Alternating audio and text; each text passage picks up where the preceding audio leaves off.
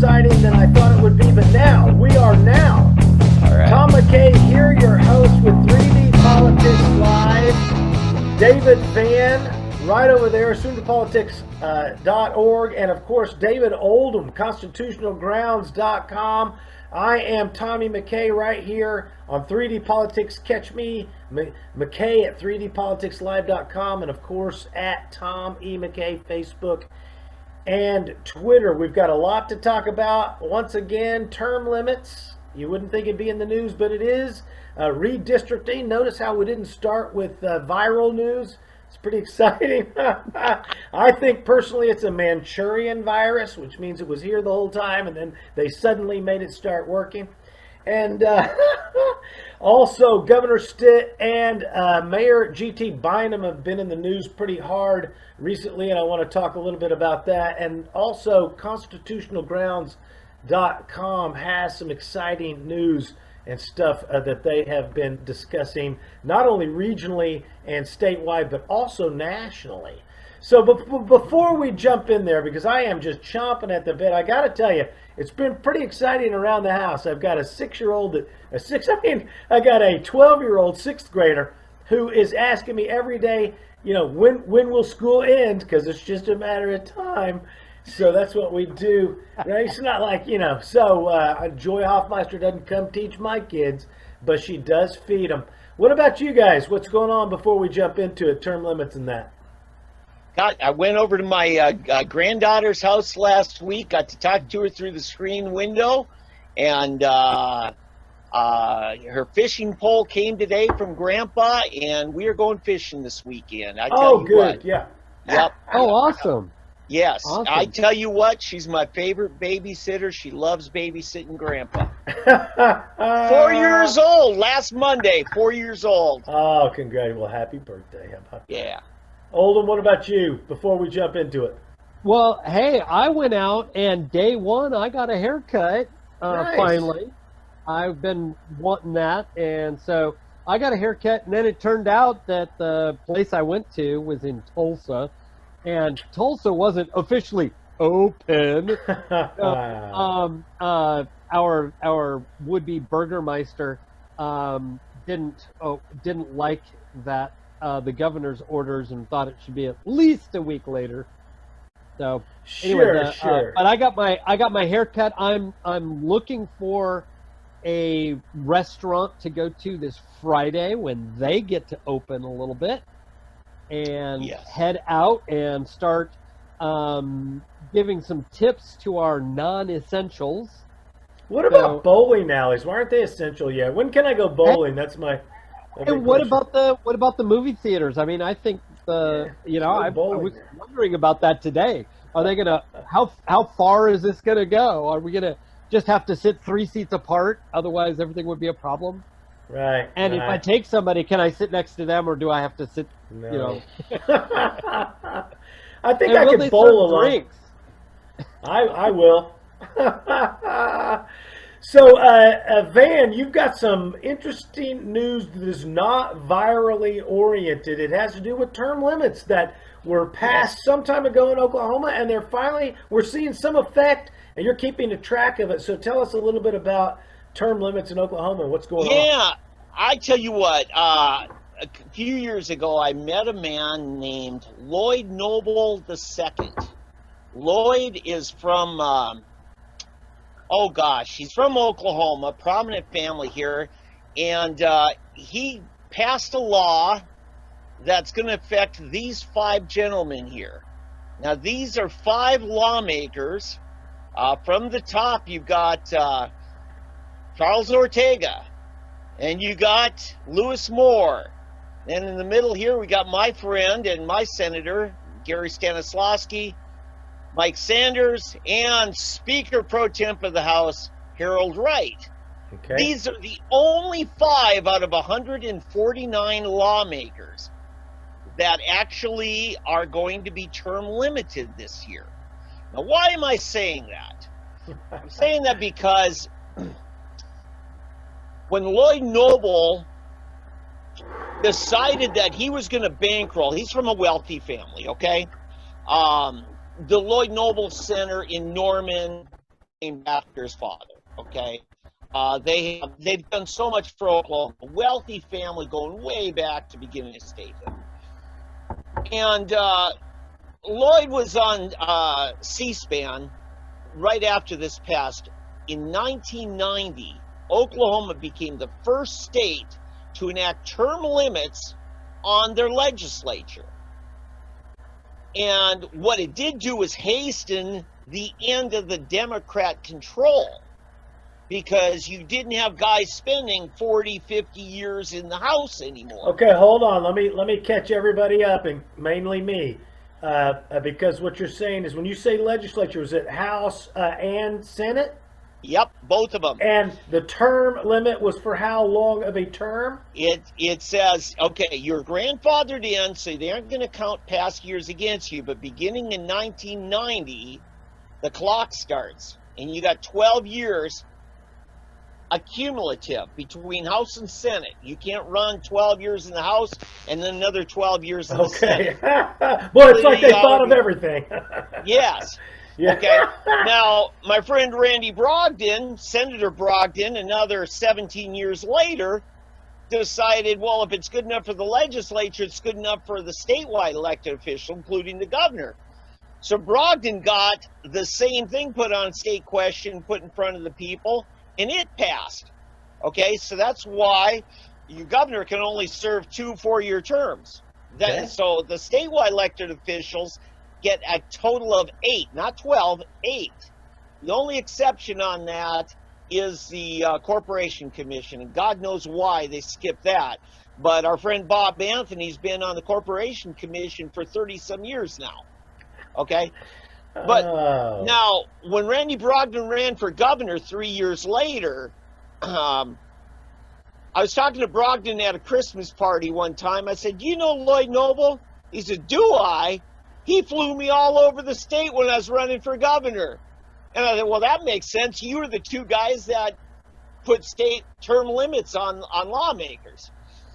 Well, here's the point I'm getting at in all this. Whereas it used to impact, at the beginning, 2002 was the first year it kicked in. And oh my God, like almost a third of the House was impacted by it. Now, there's only 5. So what I'm saying is term limits is not having that deep of an impact anymore. Our turnover in the legislature is getting to be so big. Now, there are people that say that's not all good news, and I'll tell you 2 reasons. I think Oldham will want to jump in on this. So let me. I'm trying to follow, because these numbers. You start saying 12, and yeah. What you're saying is we're turning them over faster than the term limit requires. Is that what you're saying? Exactly. Okay. Correct. Yes, and because you're not attracting that career politician type, because he knows he can only do 12 years, and that's if he stays popular enough to get reelected. You know, and then you got to go find some other gig. And a lot of them are rotating over to county government. We see a lot of that. I think, you know, in Tulsa here, just about all of them, it seems, have been, you know, former lawmakers, you know, that are now in county government. John Wright, Fred Perry, you know, a number of them here in Tulsa. Look over in Oklahoma City, you got Kevin Calby, went from the House, termed out, and then went over to, he's now county commissioner. So, now, that's true in the 2 big counties, because these 2 big counties pay their county commissioners really good. The rest of the state doesn't pay them crap. It's not much of a job in the rest of the state as far as lucrative. Okay, but here's what I'm getting at. Number one, we cut their pay. The last session, this current bunch is making about 10% less than they were 2 years earlier. Okay, we have a special agency board, or a commission, whose job it is to decide what they get paid. They don't get to vote themselves a raise. Okay, we set it up that way. That was done years ago. But here's the problem we have with this, is our institutional knowledge base isn't what it used to be. I mean, you look at the House right now, just about half the House is in their freshman year, the freshman session, right? The people who benefit from this are the agencies run amok. Because if they don't like the committee chair who has oversight over them, they can wait them out. You know, and there was a British TV show about that. Yeah, and the agencies end up being the mentors of the committee chairs, because the new committee chair comes in, and most of our House committee chairs haven't been chairman of their committee for more than 4 years, most of them. And so they're having to learn, and who are they going to learn? They're asking the agency, well, tell me how your system works. And the agency gets to tell them whatever they want. Well, let me devil's advocate this a little bit. You know, there's staffers that make a lot of decisions that are unelected all the time. Yes. And they're up in there. And then I just I wonder if they are term limited, then what I'm trying to get at is that some people say, I wish government would get stuff done, and I'm saying no, gridlock is a good thing. And so when you're saying we're not advancing career politicians, I'm saying, isn't that a good thing? We're not drawing, you know, good. They don't know what they're doing. Good. We're also chasing away good people who could stay around a little bit longer and do more and good work. Nathan Dahm is one. Yeah. Yes. He's going to be limited out. I mean, if he makes it through this election cycle. Oh, he's already won. He's already won. He didn't even draw an opponent, so he's already in. So he's got another 4 years. He'll term out unless he gets a different gig that will carry him, you know, have him leave early. But he will term out, and he will only have gotten so much done. And there's so much more to do. Right. Let me reset before we move on. You're watching 3D Politics. Tommy McKay, your fine host, here with David Van and David Oldham every Monday night at 7, and sometimes on Thursday when we have a fine interview. We had a couple of nice people we interviewed just last Thursday, Mayor Brian Hobbs and Kenny Bob Tapp also. But moving on with tonight's show, what else before we close out this term limits and move on to redistricting, etc.? Right. So here's the point I want to talk about. A couple of years ago, I was at the Capitol with Tom Coburn. We were fighting some tax increases, and Coburn was saying, look, we should have real oversight over these agencies by the legislature. Here's the problem. We don't pay our lawmakers to be year-round lawmakers. We don't pay them to have that kind of expertise and oversight and the rotating cakewalk of chairs, so that nobody gets good at it. And so it would make sense to maybe relook at this term limits to maybe it shouldn't be 12 years. Maybe it should be 16. Maybe we adjust it. Now, there are people that say, well, term limits themselves are violating our rights as citizens to pick who we want, because it literally says, no, he's been there 12 years, you're not allowed to vote for this person. They're not allowed to That was run. my original contention why I didn't like term limits. The term limits is called an election. That's when you limit. Right. Exactly. And I've been saying that for years. So Right. And I think if now the pragmatic part of me says you probably make everybody more likely to agree with a compromise of, let's add 4 more years to it. Let's say 16. Sorry, this is ridiculous. Yeah, it's ridiculous. Why do you say that, Tom? Because it's like putting a Band-Aid on a hemorrhage. I mean, if you don't like the idea, it was a bad idea in the first place. Well, let's extend it another. Tom, here's what you sound like me, Tom. Okay. I'm getting smarter hanging out with you, Dave. Exhibit A. State Representative Madigan from Illinois, probably the most powerful man in any state legislature in America. He was first elected. Yeah. He was first elected 48 years ago. And he has been the Speaker of the House there 38 of the last 40 years. And he rules that place with an iron fist. And I'm telling you, all the trappings of a political machine are very much there. Let's come back to Oklahoma, 1970s, 80s, 90s. A man called Gene Stipe of the Oklahoma Senate. He died in a prison hospital. He was so corrupt when they finally got him out because of term limits, largely. He wanted to control who got in, and he violated all kinds of election laws and went to prison for it. Okay? Now, did he just get corrupt after he left office? Oh, God, no. God, no. That man was corrupt. All I'm saying is there is a problem. They too tend to become more corrupt the more they're in office, not less corrupt. Well, and that comes down to what I would always want to talk about in these issues, and that is term limits the proper remedy to the problem? The problem is corruption. So what do we do with corrupt politicians? Are they not criminals? And so if they're criminals, why are we just talking about term limits and we're not talking about criminal penalties for them and actually dealing with the issue instead of some other superfluous thing? You're talking about you're talking about a deterrent to the corruption as opposed to just, well, how do we, lick it and but stick it. I'm motivated first of all by my concerns as a citizen wanting good government. And I do want committee chairmen there who have more expertise, more experience. In fact, here's where I would go on it, and this isn't term limits, but it's another way to climb the mountain, is you make your committee chairs a year-round and salary commensurate with it legislative position. Now, Eccles and McCall are at the Capitol year-round, for instance.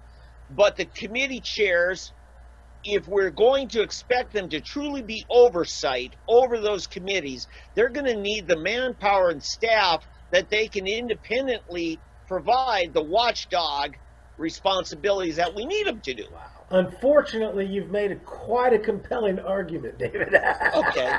I hate that. Well, I would have to because think about that's more money. All we're talking about is growing government. Well, exactly. No. If you're paying a legislature 30,000 more, or 40,000 more to do that, compared to the hundreds of millions of dollars that they have to oversee in these agencies, I'm telling you, it's the best investment. Right. Well, you're also talking staff, but I mean, it's you're right. Growth, but it would be proper if it was necessary. Then we would have to think about whether it's necessary. The real issue and the real problems with our government and our the things that government gets into is they have usurped their rightful authority. We have not given them explicit enumerated powers to do things they do. And so they don't have the right to, say, do Medicare. They don't have the right to license our driving. They don't have the right to do so many of the things, and we could go on and on and on. Well, let me also just kind of bolster Oldham's point here. Not only do they not have the right, we're admitting our failure in our ability to pick our leaders when we admit we need a watchdog group. That means that the people we elected in the first place were worthless scoundrels, and we're going to elect a second group to cover the first group. I mean, it's like, you guys can't pick a group. Okay, but the art of politics is finding consensus. Okay? But we're not talking about politics here. When we are talking about when we're talking about a watchdog, when we're talking about usurpation of powers, when we're talking about a legislature that would violate rights and legislators who would violate rights through their legislation, And we are talking about criminal acts, and that is a matter for law enforcement. Okay, I get the point. Van, what's your point about building consensus? Well, yeah, you find your consensus, and Oldham is probably getting sick of me using this analogy, is moving the ball down the field. And I'm saying that you will get the political consensus to ease off the term limits another 4 years rather than a stark saying, throw them out. I think, if you find out if 4 years makes for better lawmakers, then hey, why not throw out the prohibition altogether? Well, I've never actually thought about whether this is a constitutional issue on the... It is. We voted on it as a constitutional amendment. A state constitutional issue. I mean on an individual rights issue, which are all protected by the Bill of Rights. So just because the no. Hold on. Let me ask a question here. I think when Van says we did vote on it, it is constitutional. He means from a state perspective. Typically, when Oldham talks about constitution, he means federal. How old do you have to I'm be? I'm talking about individual, and the individual rights are protected, whether or not the state cannot, even by the state constitution, override the federal Bill of Rights. Oldham, listen to me. You must be a natural-born citizen to run for president. You must be 35 years of age to be president. There are all kinds of restrictions on who. There are people who get barred from running for president. Are you saying that's unconstitutional too? No, I'm not following where your confusion is. I'm saying restrictions on people's ability to run for office is all over the federal and state constitution. There's all sorts of gauntlets and hoops you got to jump through. Well, actually, it's only in the federal constitution and only for the president. That's what I was drawing the contrast between Oldham, who's talking federal typically, and the state constitution, which is typically where Van's talking. Well, what we have to do is we have to understand that the U.S. Constitution is supreme. Our rights are supreme even above that, but they're all codified as protected in the U.S. Constitution. So the state constitutions are subject to the Bill of Rights. Right. The question I have, and you alluded to it earlier, and that's why I brought it up, and I have not thought about it, whether or not term limits violate an individual voter's right. I see your point. Vote for the person of whom they wish. If so, then it does not matter what the state constitution says, what we would have voted on. It's a tiny facet, I get it. Okay, but then you're arguing against prohibitions on write-in ballots, right? I'm going to give this 3 minutes, and we're going to kill this topic, and then we're going to reset. But go on. Yeah. So we've done a half hour on term limits. Go ahead. Oh my goodness. So yeah, there's some issues there, and I think we ought to be looking at them. And I think right now, with only 5 retiring 12th year lawmakers, I think we can say we've weeded out the deadwood. I'll never believe that forever, but I do see your point that we are seeing whatever the data is coming in on when we made that change. I did, Oldham, catch your angle there. What you're saying is if you could analyze this, and nobody really has, is kind of what you're saying. If you would analyze this from a constitutional Bill of Rights angle, you might find that the whole idea of term limits actually violates the individual, not just any state or federal government thing. Tommy McKay here with 3D Politics, drawing it all together, connecting all the dots for every Monday night here with David Van and David Oldham, and we're going to move on to the GT Bynum and Stitt. We're both on the air a lot this last couple of days, and I want to bring out a couple of issues about things that, GT is not just a great, acquaintance of mine, but, we competed. He's my favorite fascist, as he pointed out to me that he noticed that I said that about him, that he is literally my favorite fascist. And one of the things I want to remind you is, we spent a lot of money on the gathering place, and now GT Bynum suggested we build the gathering place. Now he's saying don't gather. That's right. See, this is the problem with socialist governance.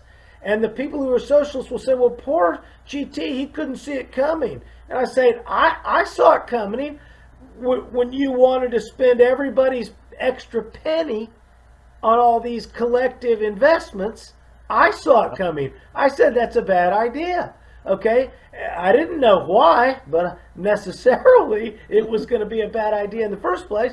But here it is now, a bad idea. We spent a lot of money on the PAC, the library, the BOK, the zoo, all these, the gathering place, all these other places that we collectively invested in, and now we can't get to them. Now, GT recently just did a stint in the, he did a TED Talk.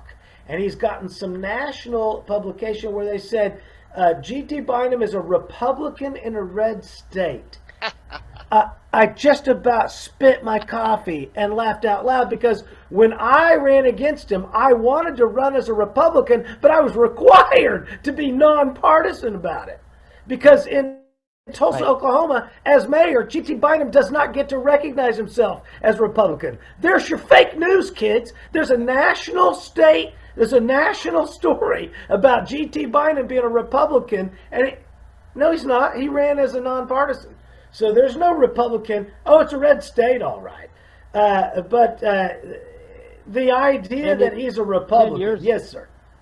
In my 10 years of being in Tulsa, he has been at one Republican event, to my knowledge. Yeah. Oh, yeah. I go to a lot of them, and I have not seen him show up. In fact, he's a regular no-show. We just expect him to not show. Yeah, why would he? It was a big event, and he was there then just because it was a giant event. Well, he might not be able to afford it. He did take a 10% pay cut during the COVID crisis. So that's probably going to cut into some of his freezer storage. Hey, there's no class envy coming from this guy. I'm just saying this is part of what he uses to validate his position as he furloughs his workers. And there are people who are like, dude, you're ruining my life. He's like, well, I am taking a 10% discount or a cut. Sorry. Oh my gosh. But the problem I had mainly with GT was him claiming that this social distancing is working. Governor Stitt has his own angle on this too. He continues to maintain social distancing is working. And again, I continue to tell you, I'm not pro-virus, okay? Just get that through your head. I'm not in favor of this virus or any other viruses, But I will say that there is no, as a scientist, I can tell you, there's no way that G.T. Bynum or the governor can say that social distancing has worked. Oh, it does too. No, sir. We don't have any control group, and we don't have a placebo group. What's your joke, Van? Well, I have not gotten sick from any of the New Yorkers that have the COVID virus. Right, because abstinence equals social distancing, which is funny why it is the liberals are begging for abstinence today. Why is it when it comes to STDs and abortion, abstinence is off the table? You can't just simply socially distance with your legs together. Oh no, the children will partake. So why is it? See, abstinence is equal to social distancing. You're dazzling me with your abstinence analogy. Or is it my hair? It could be my hair. No. Oh, remember, Fauci is the same guy who ran the HIV/AIDS debacle in the late 80s, early 90s. No, the point I'm going to make is, Tom, if I stay 100 miles away from somebody, I'm not going to make them sick. They're not going to make me sick. So okay, all right. But that's not the point I'm making. What he's saying is we have flattened the curve of the COVID-19 virus through social distancing. Well, he doesn't know that. It could have been sunlight, air, breeze, or otherwise. It boils down to causation versus correlation. You can make the correlation all day long. Oh, look, and you know what? If you do what I say tonight, it's going to get dark. Well, look, it worked. Well, and this comes down to we were talking about off air, but that we're now seeing. The doctors in Bakersfield, California came out and were talking about the numbers. Rand Paul, likewise, come out and talked about the numbers. We're looking at 20 to 50 times the number of people they have yet reported as having been exposed to COVID, actually being exposed to COVID, or coronavirus, because they haven't gotten COVID. Right. And so we're looking at the actual death rate as significantly lower than what has been advertised. We're looking at the numbers of people exposed significantly higher. We're looking at the number of asymptomatic cases and cases of actual healing, just natural healing. Is what do you got? Van, what do you got? Well, here's my point, and we talked about this in show prep tonight, is what caused New York to be such a disaster? Now, I think we came to consensus that they were probably inundated before they knew they had a problem. And New York is very tight. The sanitation's not that great. People travel everywhere by tubes underground called what you call subways. They have all the systems in place for socially spreading, and they are a disaster. Yeah. Okay, it's one of the most toxic, one of the most dangerous places in the world for this pandemic. But we also have, as I put up on constitutional grounds, the report from Pennsylvania, and we've heard Dr. Birx talk about it, and we have seen it in New York, and that is that there is a misrepresentation of the COVID cases, because things that aren't COVID have been reported as COVID, and part of that is because of the federal dollar that has been tied to COVID. So they were making claims in New York for COVID cases that weren't, because it was worth $39,000 per case to them. That's for true. making the claim. That's got to be investigated. Being revised down constantly on a daily basis, being revised down on the death rates and the actual incidence rates and things like that from the known cases. Okay. I want to draw this back to the state when you're done, Van. Go ahead. Yeah. Okay. So, there's no doubt, even New York City, they tooled up for a much worse scenario with medical hospitals in Central Park and in what was that, the Javits Center, and then the Mercy Ship, all those things that they didn't use. So no doubt New York got hit early. We know they got hit early. They did. Maybe not to the extent that the numbers want to lead us to believe, but they did get hit early. There are real people sick, but it didn't happen in the rest of the United States, with the exception of a few places. New Orleans got hit. What they have? They had Mardi Gras, and the sickness came like within a week after that big outbreak. So there are things where bad social habits can truly cause more spreading more quickly. Just like STDs. Yes. It's the same damn thing. Stop the spread. You know what I'm saying? Okay. That's how that works. But like you were saying, Tom, nobody knows how much social distance is necessary to keep from the spread from happening. Nobody knows, even to this moment. Nobody even knows how it's being spread. You can say, sorry to interrupt. You can say social distancing helps keep from spreading things that are spread through social contact. I gotta call you out. Oldham, you say nobody knows how it's spread. It's not spread by sex. It is an airborne virus. Here's what I'm saying is that know whether it's aerosol or droplet. They just don't. You cannot make the statement that the social distancing is what's flattening the curve. We don't know that is the thing. We haven't isolated that effect. We don't have a control group. We haven't calculated for a placebo. This is called science, David. Okay. Keep in I mind. totally agree. Thank you. Listen, there you go. We had social distancing for a week before we had any shelter in place, safer at home, or anything else like that. Any of the lockdowns. We just had an advisory called social distancing. You know, keep spread apart. And I like that. That first week was good. It was what came after that I had a problem with. Correlation all day. I can make correlation all day long. Causation, yeah, but the social distancing was the most respectful of the people and the least hindering. What about the LGBTQ community, David, that wants to show PDA? Are you going to outlaw PDA? Everybody shows PDA. Everybody does. Everybody's gay, David.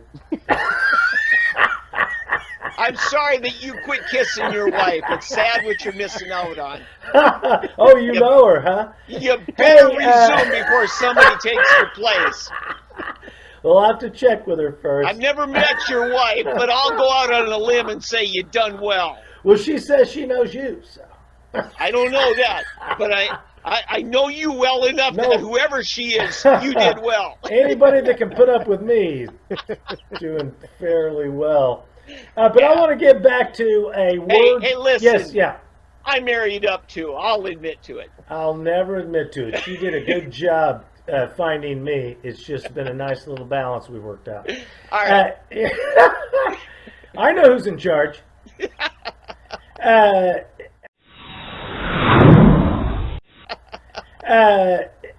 I want to talk about a word called we. It's spelled W-E, and it seems like we all know what we are talking about when we say we want it to be. Right? We like that pig. So Governor Stitt and G.T. Bynum both use, Mayor Bynum, I should give him the credit, they both said we want it to be a certain way when we open up the state. Yep. You know. Now, for me, being a Cherokee Indian type, I'm saying, why don't you just Oklahoma Land Run 2020 and, let's have some boomers and mostly some Sooners. Yes. Yeah. Open up. I say just open every damn thing up, anybody. Now, what are they going to do in 3 or 5 days? Come shut you down because you started, go David Oldham, what do you got? Well, I shared onto 3D Politics the lady in Texas who defied the Dallas, Texas, the salon, yes. Stand with Shelley. She just, and I have friends who were there at that protest, and she tore up the judge's order. Now stop and think about it. In Texas, judges have issued so many of these orders, like our Tulsa Burgermeister has done. Instead of him, it came through the judges. The problem is, where can you find redress of grievance if you have the judge who would be hearing your case issuing such a dictate?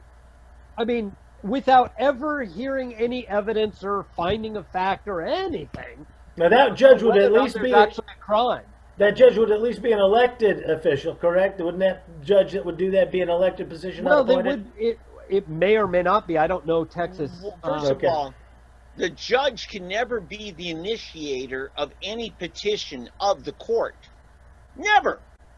Somebody has to petition the court and has to name somebody as a defendant.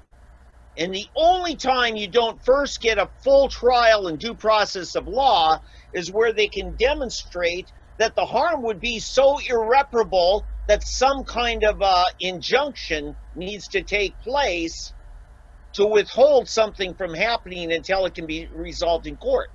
Well, I did not hear any of that happening. Well, this comes down to something. I'm still working on my article, and I've been working on it for a week and a half now. But it's because I'm almost to the point I'm ready to. I understand. I used to suck at writing. Well, this is it's because I needed to do some research. Absolutely. Two places. I don't ever need to do research. I never do. Two places in the Constitution I just know everything. there are prohibitions against what are called bills of attainder, and it's very important that we understand what a bill of attainder is. A bill of attainder bypasses all due process of law and is just an edict which also it causes somebody to lose their rights. Initially, and in the British system, it was for treason or offenses against the king. The king would go to Parliament, and Parliament would issue this attainder, this tainting, this declaration that so and so was a traitor, and therefore deserving of death, loss of their lands, their title, their rights, etc. And either death or outlawry. There could be all sorts of things. And if we stop and think about it, that's exactly what is going on. If it's not issued by the legislature, it's an order of attainder if it's done by the governor, or it's a writ of attainder if it's done by a judge. So the point is that these attainders are just going out. There is no crime attached. There has been no due process for these people.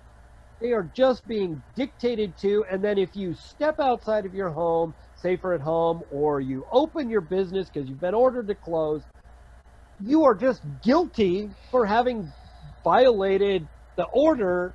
There's never anybody harmed.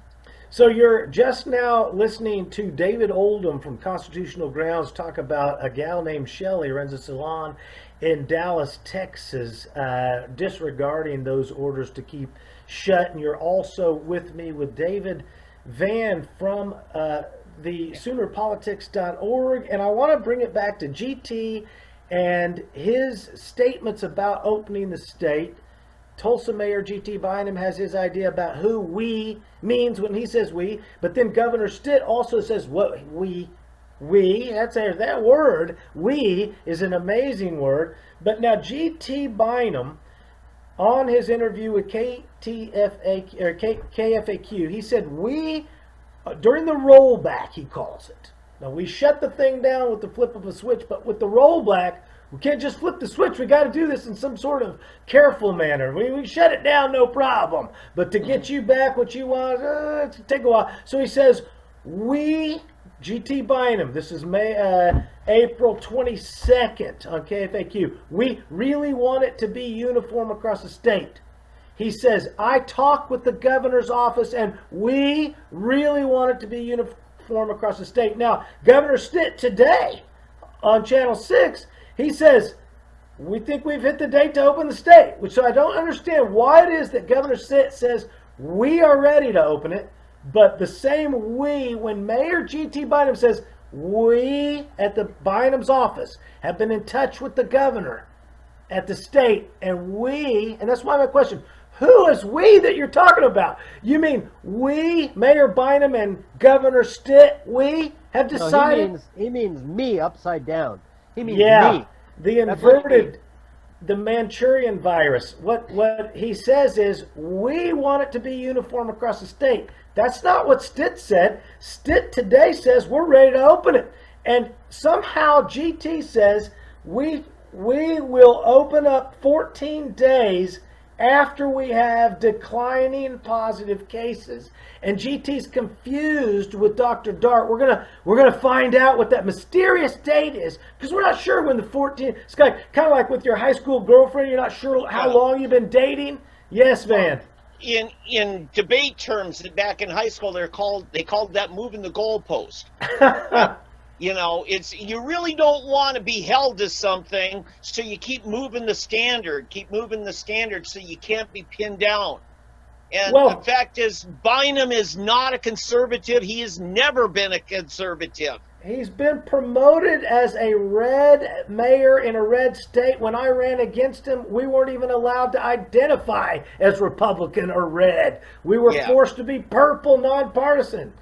So it's ridiculous. But my point is, thank God it's Governor Stitt, not Mayor Bynum, and not Governor Bynum, because we are looking at a governor that's ready to open this puppy up. We are ready to open it up, but according to Mayor Bynum, we aren't ready because we are unsure. Don't you love a mayor who's unsure? Aren't you glad you have that? Now, further, during the rollback, Mayor Bynum wants to make sure, in his words, that the same rules apply to everybody. Whoa. That's a bunch of garbage. You know what? Don't you love that? Hold on. Here's the full quote. During the rollback, we really want it to be uniform across the state. GT Bynum says same rules apply to everybody rather than differing in one city versus another. I mean, who would want differences per city? This guy is a uniform Marxist. Right. Now, that was the problem. Andrew Cuomo, early on, governor of New York, insisted that the standards of the lockdown had to be nationwide, everybody the same. And I tell you why he wanted to do it. He wanted whatever hindrance that his people have, everybody has, so he's not singled out as being the biggest tyrant. Right. And Bynum doesn't want to be singled out for being a tyrant. See, there's only two. Keep everything closed. Bynum wants to keep everything closed for some strange reason. So if Bynum's statement was actually true and he wasn't lying, then he would be wanting to open along with Stitt last Friday. But no, that's not what he's done. So we don't want it all to open together. And to be clear, I'm not suggesting that GT Bynum, Mayor Bynum, has lied. What I'm saying is when he says, I'm asking for clarity. This is why I want to get him on the show. It's because I want to know when he says, Bynum said on the air, I've spoken to the governor's office and we really want it to be uniform across the state. Did he mean we, Bynum, and Governor Stitt? Right. That's the context. That's correct. But Bynum means him and all his lackeys. But I'm telling you, he's a blue blood limousine liberal.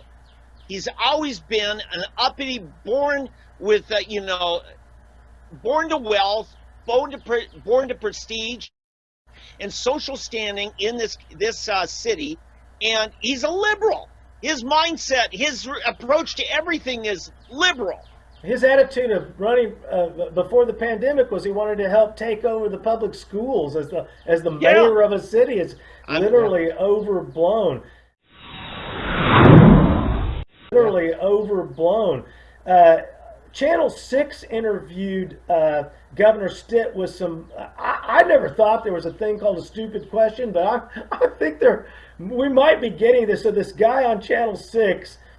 I am also, as an aside, sick and tired of pretending that KFAQ is a television station. Why don't you just knock it off and go ahead and have some radio instead of pretending? I'm sick and tired of the cooking channel saying, look at this, and can you see the roux? No, I can't, because it's a radio station that's too damn cheap to put on some freaking programming. They're making me listen to a television station and pretending it's Pat Campbell for 18 hours a day when really it's him clicking on play the other one, Carly, from Channel 6. I'm pretty sick of it. And maybe if you quit playing the traffic reports, I'll get over it. But the point is, Bynum says he's confused about when the 14 days is, but Governor Stitt is not confused. Channel 6 asked two stupid questions. One of them was to Governor Stitt, Mayor, we have over $1 billion in the rainy day fund. Should we spend it all this year?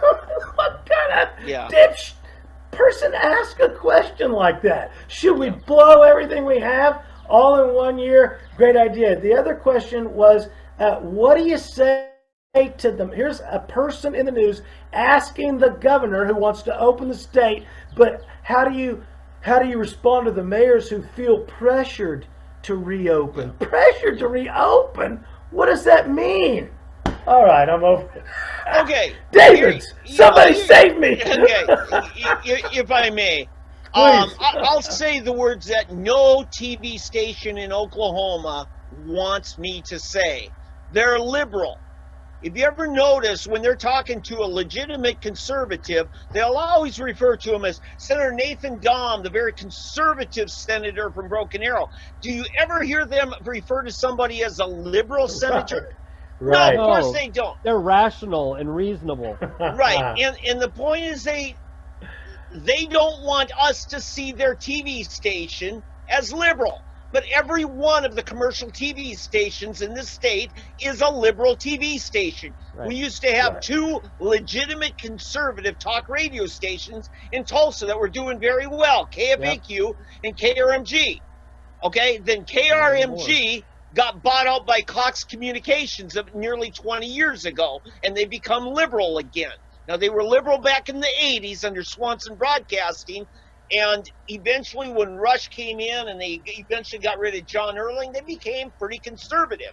They're not anymore. They only became conservative because their audience got conservative. Right, but the point is their news and their management have always been closet liberals. They just don't want you to see it. And the same thing when Griffin Communication, and before that Scripps Howard, owned KFAQ. You've got liberal people running the programming, and they're eventually easing out anybody who's legitimate conservative. And this is a problem, and people are being co-opted. Either you're going to allow yourself to be owned by them, or you're gone. That's correct. This is one of the reasons 3D Politics thrives and exists, is because we are a conservative think tank where we discuss conservative issues in somewhat of a balanced viewpoint, because we recognize our biases. Yes. You cannot balance your viewpoint until you recognize your bias. Well, and call yourself conservative, because I'm a constitutionalist. I'm no longer a conservative. Fine, I use a colloquial. And I make a stark distinction between them, because I despise conservatism as well, because it's I'm pro law and order, and conservatism is lawlessness, in the legitimacy of unconstitutionality. So, but you're right. We all have to be aware of what we consume in the media, and one of the things I want to say, we just got about 4 minutes before we need to get out of here, unless we're going to extend our version. But I got some numbers from the governor today, actual statistics, and I want to bring into light as we talk about how afraid we are. But I also want to talk real quickly before we finish out on that, unemployment numbers. They keep talking about the unemployment is this and the unemployment is that. Now, my contention is that these unemployment numbers that they're saying unemployment, these are anomaly outliers. These aren't unemployment numbers. The unemployment numbers concept is an idea of calculating how many people are working within a normal market situation when the markets are open. When the government says it's illegal to work, that's not an unemployment number. Yeah. Van. That's a very good point. Normally, I would say, who needs an employment office? My God, if you can't go out and knock doors and find a job, why is it the government's job to hold your hand and set up appointments for you? That's right. Normally. But now we got people who are unemployed because the government killed their job. It's not an unemployment, it's prohibition from working. And by the same token, we still don't want constitutionally that unemployment office, David. Right. Because the people allowed the government to do that, because there is absolutely no authority for the government to have taken any of the actions to close down the economy whatsoever. Yeah. None. The best I can say, it's setting aside whether or not constitutionally they have the power to. The fact is, the government says that, if something is taken from you, the government owes you just compensation for that. That's coming. Was that Fifth Amendment? Fifth Amendment. Right. Okay. That's the closest thing I can come to legitimizing some kind of help for something where the government is the reason why you're harmed. Well, but the point is, though, that the phrase just before the takings clause that says that no person shall be deprived of life, liberty, or property without due process of law. Again, no due process of law, no court case for each individual that has been declared non-essential and been ordered to stay home and not work, and so forth. No due process. We have orders and bills of attainder, and so what we have is absolutely no authority. In fact, that leads me in, Tom, to what I was talking about. And again, I've put it up on 3D Politics. Okay.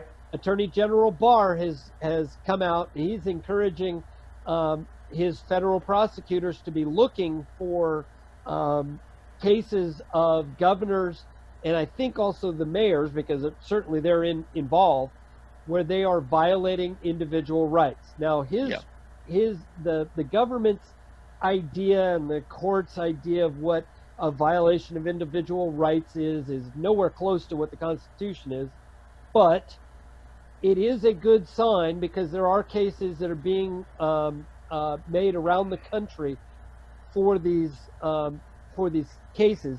And as I discussed last week, 18 USC 241 and 242 make it a federal crime to conspire or act under color of authority to deprive people of their rights.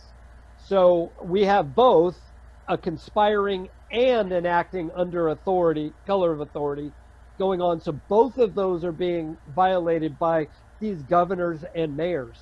And so what we need to do is figure out, okay, how can we get the feds to actually bring charges and do something more than just. I mean, I like that point. There are two parts to the fight, and one of them is some people years ago said, "Oh man, you got to have a contract." And it's like a contract is only as good as you are able to enforce it. And so what you're saying is we literally have the contract. It's the contract has been broken. The answer is, how do we enforce the contract now? Correct. Mm-hmm. And that's the trick that so many of us are struggling with, because government will not enforce it for us. Right. We can go to government. In fact, I've often gone to government prosecutors and so forth, and I'm often turned away saying, "Well, I don't know how to enforce it." and it's like, well, if you come and tell me how to enforce it, I'll enforce it. Right. And so it ends up being all on me to go and read the law and do their job for them. I've got a few of stats that I got from the interview on Channel 6 with Governor Stitt today. These are current stats in Oklahoma about COVID deaths. But before we close out on that, because this is the show. Now, Van, will you be able to hold that redistricting story till next week? That's a pretty timeless issue. I think that's a good move. Let's move so next week, what are we going to talk about on that before we close out my show here? I'll give a teaser on this, is that we're doing the census now. Be sure you fill out your forms, and that it is a constitutional process of government is to take a census. Actually, just so I can interrupt just for a second. We were almost out. It is constitutional to give your name and some of the basic information, but most of the things on the census form are completely unconstitutional.